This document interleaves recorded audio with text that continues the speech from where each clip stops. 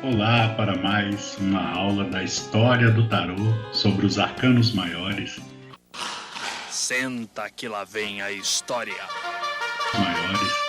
Esta é a segunda aula da parte dos arcanos maiores. Na primeira foi tratado sobre o louco e o mago. E nessa de agora sobre a alta sacerdotisa, a imperatriz, o imperador e o hierofante. A alta sacerdotisa e o imperador e o hierofante, inclusive, antes tinham o nome de a papisa e o papa, mas veremos isso logo mais. Eu sou Michel, psicólogo especialista e um pouco artista. A alta sacerdotisa, em algumas iconografias anteriores ao de que Pamela Smith pintou, como podemos ver, os comuns aí, onde começou depois a ser chamado de Marcélia, Visconde Sforza, um outro antigão aí em preto e branco. A alta sacerdotisa, que também foi chamada de papisa, teve outros nomes como La Papessa, La Papis, La Pansis, num tarô chamado Dodal de 1701, Junon ou Juno no tarô de Besançon, Capitaine Fracasse no tarô de Bruxelas, Le Printemps, a primavera no tarô revolucionário, La Grande Prêtresse ou Grande Sacerdotisa, foi também chamada de Isis, L'Orgueil ou o Orgulho. Outras numerações. Também foi o número 4 na lista dos triunfos mais antigos na ordem A, o número 3 na ordem B, como foi descrito na primeira aula dos arcanos maiores, logo após das aulas introdutórias.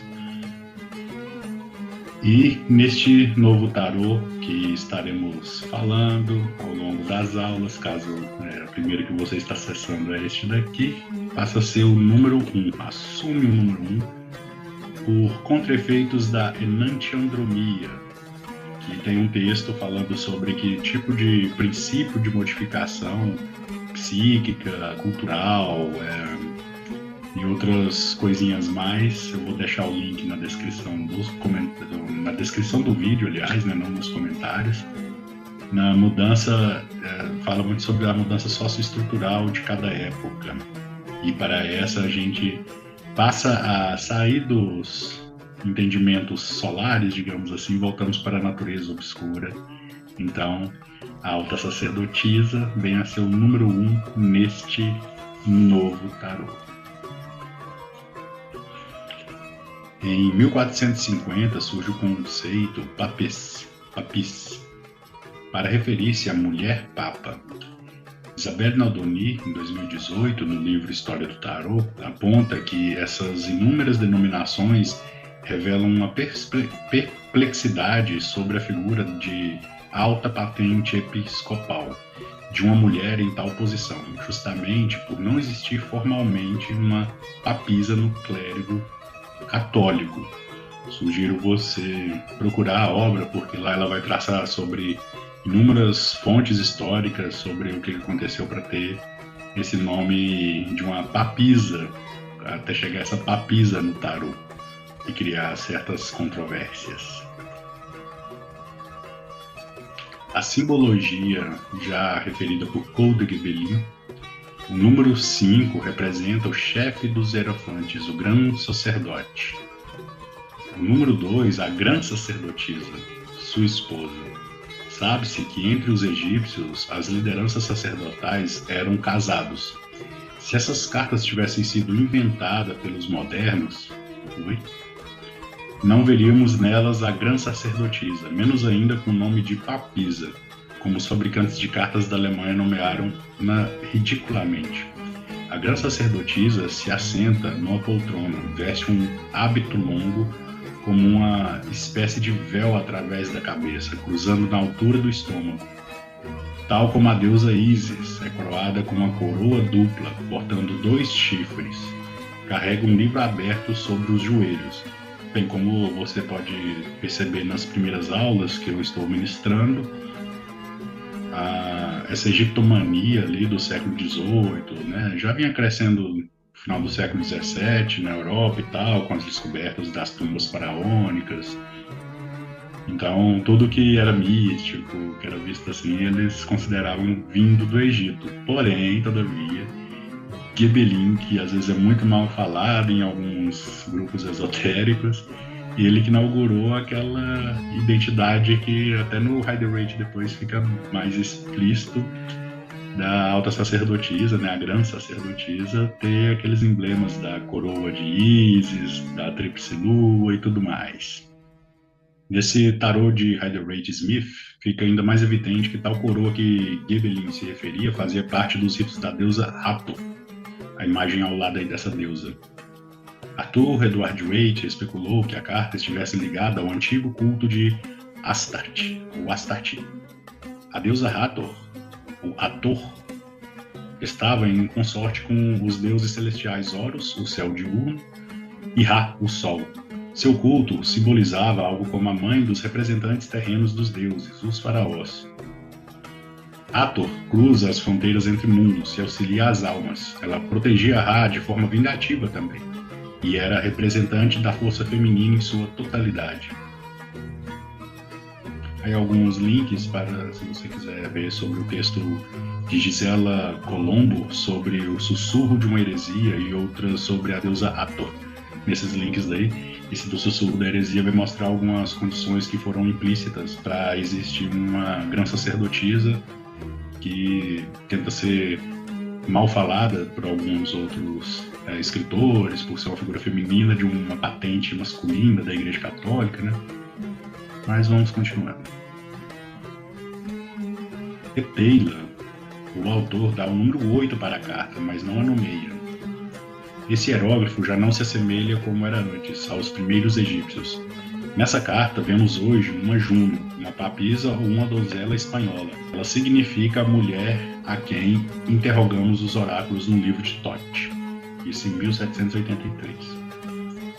Papi. A papisa número 2 tem seu sentido espiritual, a substância divina, e o sentido moral ou alquímico, o ar, o sentido físico e adivinhatório, a mulher e a mãe, e o sentido divinatório, a consulente, que ele escreve em 1909. Oswald Wirth, a papisa número 2, representa o mistério, intuição, piedade, influência passiva de Saturno. Para o bem é a reserva, discrição, silêncio, meditação, fé. Para o mal são as intenções ocultas, dissimulação, hipocrisia, preguiça, inação, né? E absorção mística. Essa absorção mística eu fico pensando que deve ser essas pessoas que ficam muito impressionadas com tudo e tudo tem que ter um sentido, alguma coisa assim, e às vezes perde o entendimento até de fatores mais materiais que também estão impulsionando a nossa vida comum, né? Paul Marteau. Sentido elementar. A lâmina número 2 representa a natureza, com suas riquezas misteriosas, a qual devemos elucidar e interpretar. No sentido concreto, é o princípio superior da natureza, a matéria santificada. No sentido mental, é a contribuição para as ideias. Ela resolve os problemas, mas não os sugere.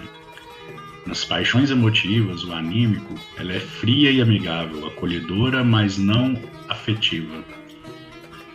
Na utilidade vital, né, no sentido físico, a situação assegurada, força sobre os acontecimentos, revelação de coisas ocultas, garantia de triunfo sobre o mal.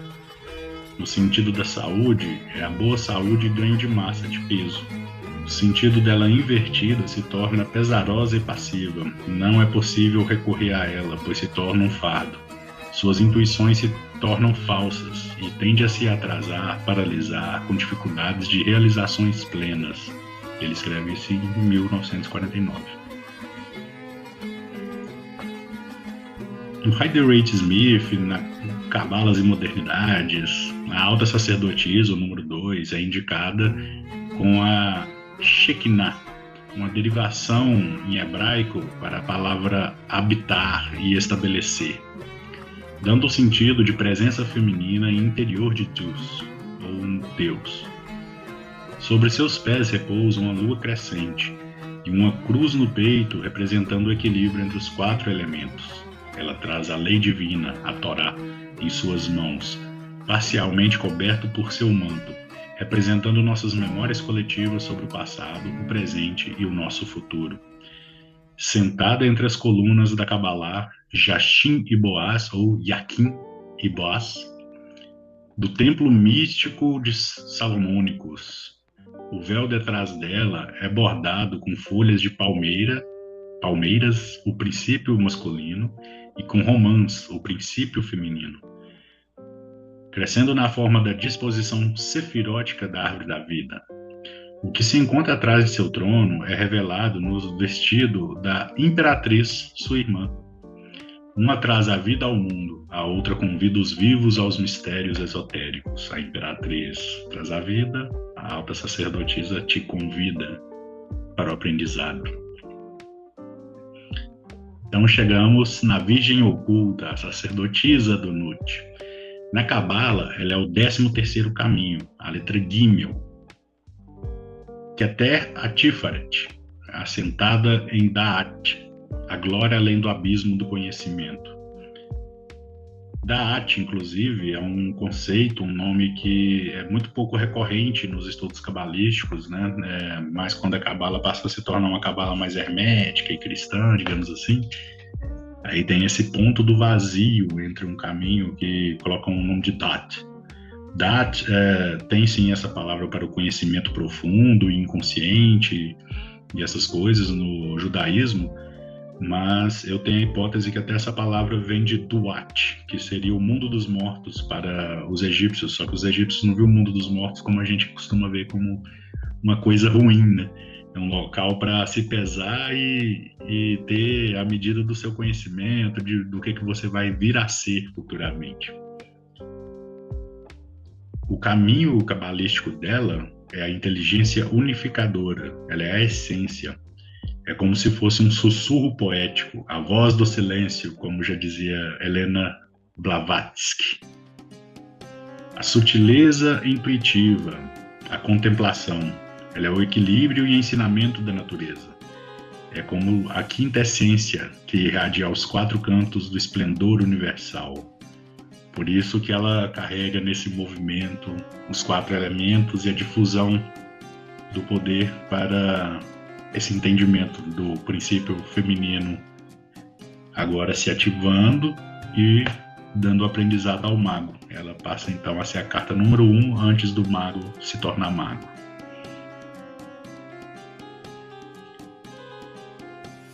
A Imperatriz.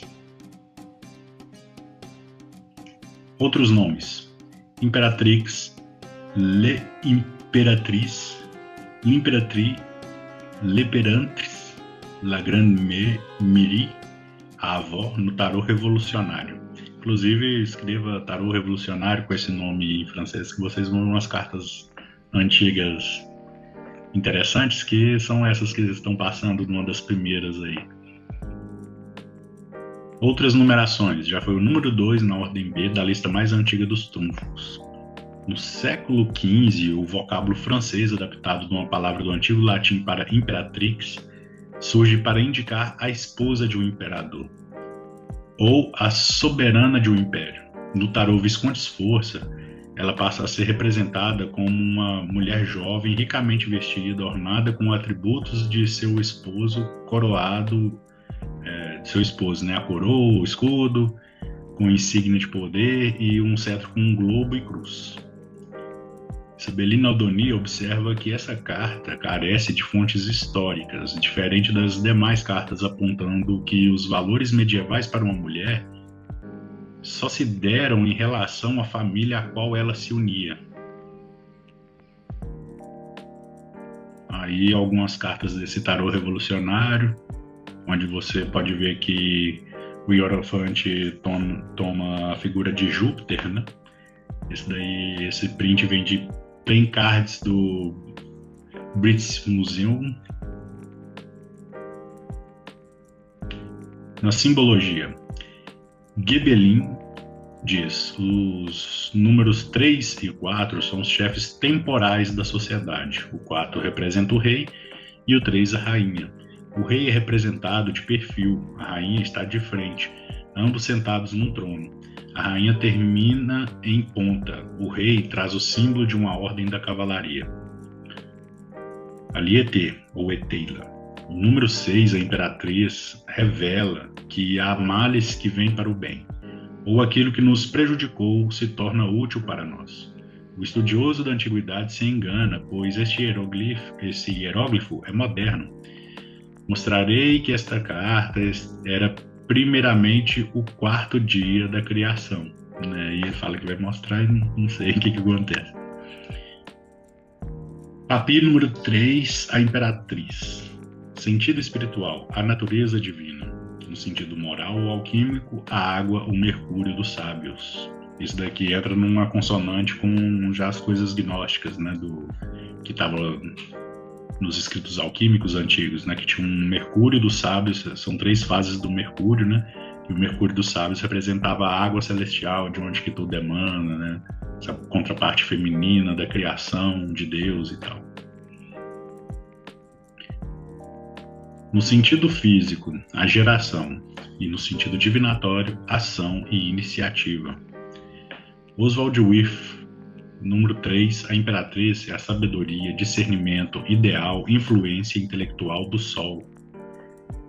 Para o bem, é a compreensão, inteligência, instrução, charme, ela é afável, elegância, é a distinção, a gentileza, a fartura, riqueza e civilização. Para o mal, a afetação, a pose, o pedantismo, a vaidade, a pretensão, o desdém, frivolidade, luxo, falta de refinamento, carência afetiva, comportamento de novo rico. Eu queria ter visto isso na época, sendo falado. Os novos ricos aí enchendo o saco. Paul Marteau, sentido elementar. A força fecunda da matéria colocada à disposição do homem para recriar. No sentido concreto, é a força passiva da matéria. No mental, é a penetração na matéria através do conhecimento. No anímico, é a penetração na alma dos seres, fecundidade e criação. No físico, que também serve para adivinhações, é esperança, equilíbrio, solução dos problemas. E ela invertida são as divergências, discussões, confusões, atrasos inevitáveis. No Rider-Waite-Smith e os modernismos atuais, ela é associada ao entendimento na Kabbalah e do planeta Vênus na astrologia. O cetro representa seu poder sobre a vida, sua coroa de 12 estrelas representa seu domínio sobre os ciclos anuais. Seu trono está em um campo de trigo, sendo seu domínio sobre a fertilidade e crescimento. A imperatriz é a ideia semeada e produtividade do inconsciente. Ela é a personificação do crescimento do mundo natural e daquilo que se sabe ou acredita de coração. No tarô Hieronymus Bosch, ela era chamada de a Virgem Mãe. E sua arte relembra a Virgem Maria segurando o menino Jesus. Vou deixar o link aí para você ver. E no Nut, no novo tarô de Urano, eu a nomeei de Barbelo, que é um dos nomes antigos dos grupos gnósticos para esse emblema feminino e que traz a vida para o surgimento de Deus. A parte feminina divina, sendo a primeira sabedoria e tudo mais, a mãe de tudo, a mãe de Cristo, né? E na Kabbalah ela é o 14º caminho, a letra Dalet. Hokmah e Binah faz a junção, então ela vira a mãe universal, a tríade da sustentação, Deus, Mãe e Genitora.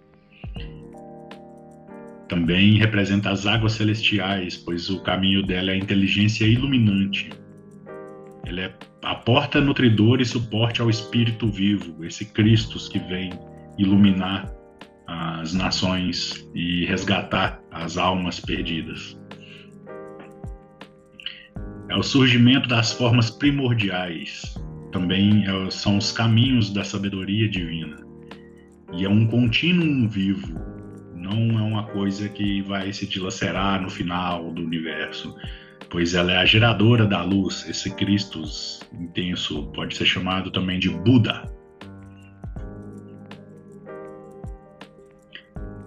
O Imperador. Aí a carta do Revolucionário I, da direita para a esquerda, no caso. Visconde Sforza. Depois tem esse outro aqui, até bonitinho. E, enfim, o Imperador do Rider-Waite-Smith.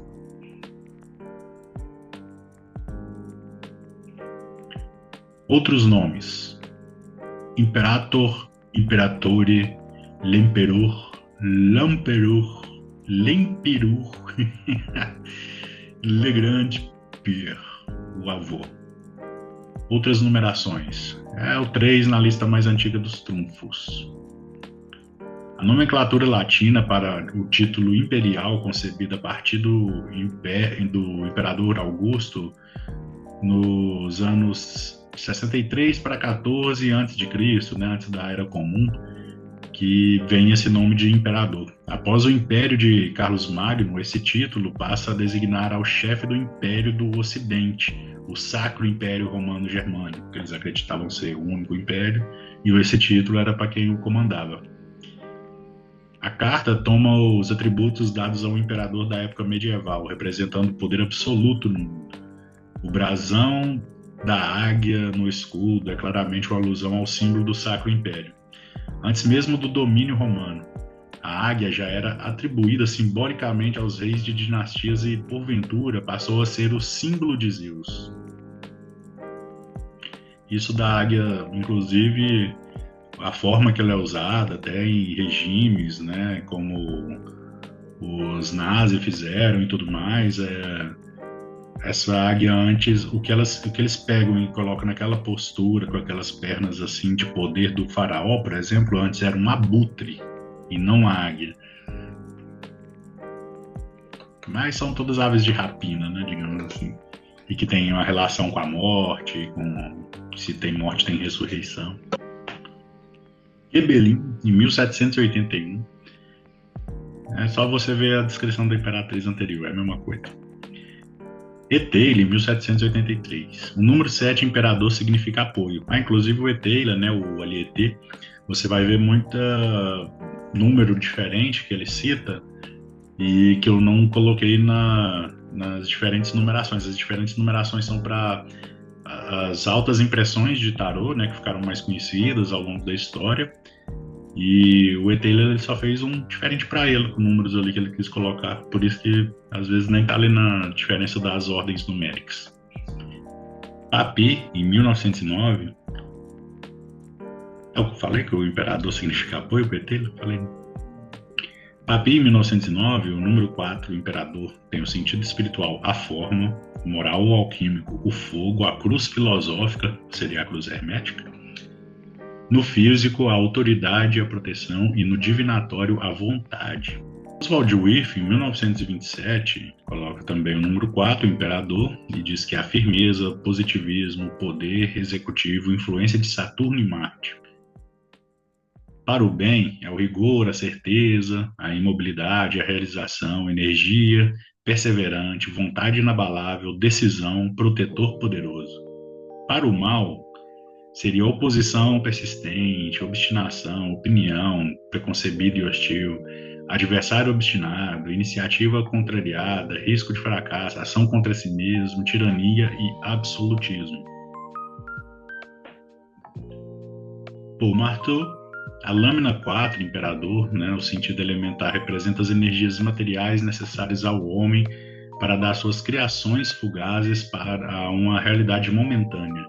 No concreto, a denominação imperador indica quem julga a ação e tem o poder de realização. Em seu ponto de vista utilitário, é uma carta que traz contribuições práticas e conselhos úteis ao consulente. No mental, a inteligência é a inteligência equilibrada. No anímico emotivo, são acordos de paz, entendimento, união de sentimentos. O físico e utilitário bens passageiros, força passageira, assinatura de contrato, fusão de sociedades, situação conciliadora. Na saúde, é uma saúde equilibrada, mas com tendências ao excesso. Invertida, resultados contrários ao que se espera, inversão de tudo, ruptura, queda, perda de bens, perda da saúde e do domínio próprio. No Rider-Waite, Smith e modernismos, é associada à bondade na árvore da vida, a Reset, e ao signo de Áries na astrologia. Senta-se num trono adornado com cabeça de carneiro, o símbolo da face planetária de Marte no signo de Áries. Sua longa barba simboliza a sabedoria acumulada, segura um cetro de Ankh na mão direita, e um símbolo e um globo na mão esquerda, sugerindo seu domínio sobre todos os saberes. Seu trono está sobre um monte árido, demonstrando também sua inflexibilidade quase estéril, sendo do ápice da hierarquia secular e ego masculino arquetípico. Na adivinhação, essa carta indica estabilidade, poder e proteção. No uso mágico, pode auxiliar a sair das obstruções infantilizadas, trazendo benevolência e compaixão. E o imperador Nunut é chamado de Eu Sou Ram. Na Kabbalah é o 15º caminho, a letra Dalet. Hokmah Atfaret, o arco jupiteriano, a busca da completude quaternária. Janela das almas é a inteligência constituinte, onde todas as coisas são observadas antes de fazer e se constituírem a serem feitas. Abertura para iniciar a vida nos 4 cantos do cosmos. Aqui sim, a dança dos movimentos, esse dinamismo cósmico começa a criar os cantos cósmicos representados por esse cubo massivo que vai ser o surgimento da matéria no pós-Big Bang, né? Já tinha, como Platão falasse, né? Já tinha essa ideia antes do Big Bang, então ela se materializa mesmo a partir de agora, após a vida ali, né, vindo da Imperatriz, ou Barbelô. É a quintessência também das substâncias criativas, é o valor da existência, o tetragramaton. Também são as condensações das essências, a riqueza cósmica. E aí, dessas explicações de cada autor, tá gostando? Deixa aí nos comentários. Se você perguntar por que não tem Crowley, ele modificou, por exemplo, esse imperador e a estrela, ele modificou nos caminhos da Cabala e criou uma confusão, assim. Então, além de ter roubado muita informação, criado uns vexames para onde que ele trabalhava, nem tem a ver com a sexualidade dele, não tem a ver nada com isso, tem a ver dele ter sido um malandro mesmo. E então, assim, o tarô dele, inclusive, eu chamo de tarô de Frida Harris, que é ela que pintou. Pode ser ele que passou as informações do Book Tea, da Golden Dawn, pode ser, mas só pôde existir aquele tarô pelas mãos de Frida Harris. Então, vamos passar ao Hierofante, falando nessas confusões aí do aprendizado. Sim, fica perceptível, tirando nesse tarô pósio do Visconde Sforza, que o Papa, né, o Hierofante, sempre fazia uma posição de uma magia antiga, apesar de estar mais assim, né, do abençoa, né? Outros nomes. E o Papa, Le Pape, Le Grande Prêtre, o grande sacerdote, Júpiter e Bacchus, ou Deus Baco. Outras numerações, sempre o número 5 e o número 1 para o Oliete, já que eu tinha falado. Papa é um termo em latim que designa o chefe maior da Igreja Católica Romana.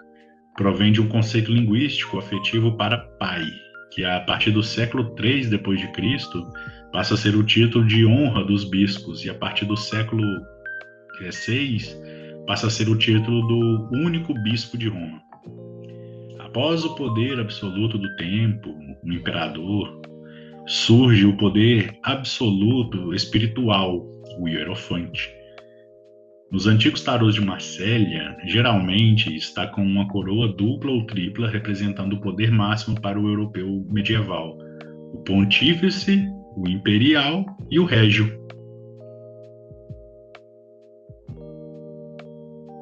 Em países protestantes, onde o tarô também era amplamente utilizado, sim, em países protestantes dos evangélicos, as ilustrações dessa carta foram alteradas para Júpiter, a associação paternal que reformularam. Em outros locais foi a do deus Baco. De qualquer forma, não foi retirado o aspecto benéfico dessa carta, mesmo em tais localidades culturais diferentes. Gebelin diz: o grão-sacerdote número 5 e a grã-sacerdotisa número 2 são ambos chefes espirituais da sociedade. Quanto ao centro com cruz tripla, trata-se de um monumento egípcio visto na tábua de Ísis, sob as letras TT. Está relacionado ao triplo falo, carregado nas festas das Pamílias, onde se comemoravam a descoberta de Osíris, sendo o símbolo da regeneração das plantas e de toda a natureza. Essa festa realmente existiu, né? Algumas coisas acho que eles pegavam certa ali da cultura egípcia, da egiptomania. Reteila diz que não se encontra mais do que o apêndice, na verdade isso que é a Isabelle Nadoni que fala, né? Que sobre Reteila não tem mais que um apêndice A da obra dela mesma, História do Tarô, onde que não tem muita descrição sobre esse arcano, não. Então recomendo ir na obra para tirar a dúvida. Tapir vai dizer sobre o sentido espiritual, o magnetismo universal, a ciência do bem e do mal. No moral ou alquímico, a quinta essência. No físico, ele é a religião. E no divinatório, a inspiração. Oswald Wirth diz: dever, moralidade, consciência, influência de Júpiter para o bem, autoridade moral, sacerdócio social, decoro, respeitabilidade, ensinamento, conselhos imparciais, benevolência, generosidade, indulgências, perdão e mansidão. Para o mal é o falso moralista, o rigoroso, o metafísico dogmático, autoridade excessiva sobre seus aprendizes, teórico limitado, herege, pregador enfático e desprovido de senso prático quando dá conselhos abstratos. Bem, dá para entender a palavra herege aqui, né? Porque muitos dos conceitos ainda gnósticos, para entender a heresia, e essa palavra da sua origem grega veio um pouco depois, mas sobre teórico limitado, metafísico dogmático, né? A maioria das pessoas hoje acha que todo metafísico é dogmático, segue padrões, né, da própria religião ou dos outros metafísicos, e não é bem assim. Até para quem é esotérico, vê que alguém muito dogmático é meio perigoso. Paul Marteau, o sentido elementar, a obrigação de cumprir seus deveres ao sacerdócio e se subordinar às leis divinas. No concreto, é aquele que recebe a inspiração divina, julga e ensina com equidade. No mental, a formativa da inteligência oferece soluções lógicas. No anímico, forte sentimento, afeição sólida. No físico, é a vocação, segurança e revelação. Ela invertida, seres entregues ao seu próprio julgamento e instintos. No Rider-Waite-Smith e modernismos, o Hierofante, o número 5, é associado à disciplina, a Geburah, na árvore da vida. Na astrologia, este arcano corresponde ao signo de Touro. Os seus dedos da mão direita apontam 2 para cima e 2 para baixo, fazendo alusão à ponte que conecta céus e terra, entre a divindade e a humanidade. O Hierofante também era conhecido como mestre da sabedoria. As 2 colunas representam a lei e a liberdade, ou a respiração e fôlego vital, como sugere uma obra até então anônima chamada Meditações sobre os 22 Arcanos Maiores. Um livro bem legal, inclusive. Para além da força religiosa, este arcano também representa as forças políticas e militares. Na adivinhação, ele é a aliança, o cativeiro ou a servidão, uma pessoa para quem se recorrer. Na magia pode ser usado para disciplinar o aprendizado ou melhorar o entendimento. E aqui, até então, quando você vai ver nessa parte, eles colocam ele em Gebura. E hoje em dia é mais acessível entre Hesed e Netzach. Não, é Rockmar a... Isso, é de Rockmar a Hesed, ou seja, ainda é um alto poder da misericórdia, aquele o ensinamento mesmo. Tanto que no Nut está correto, está no 16º caminho, a letra Vav, ou Vav, que é alguma coisa como um prego, né? Algo que vai ser pregado, ser firmado. De Rockmar a Hesed, tá aí. Rockmar a Hesed é a marca, o centro do mundo, e evoca as pluralidades da vida. E a pregação suprema, a inteligência triunfal, o sábio superior, também é o prazer em realizar e ensina sobre a redenção. É o pilar das comunidades e consagrador das vidas, né? Porta o Santo Graal dos 12 Eons. Ele está passando esse entendimento metafísico e místico. Então, por isso que ele porta o Santo Graal, que contém as 12 sabedorias, os 12 mistérios, né? E em indígena é Nhere Ere, o lugar que produz vida. Outra obra que eu também recomendo bastante, que foi reproduzida aqui no Brasil pela editora Pensamento, do grupo Pensamento Cultrix, é o Tarô Cabalístico de Robert Wang. Esse livro, ele é bem denso, assim, não é para você aprender a jogar tarô novamente, né? É para você aprender a utilizar como uma fonte de autoconhecimento. Na hora da tiragem de tarô, que você vai tirar para outras pessoas, esses entendimentos podem lhe auxiliar. E, por enquanto, é isso. Mais uma aula bem realizada e até mais.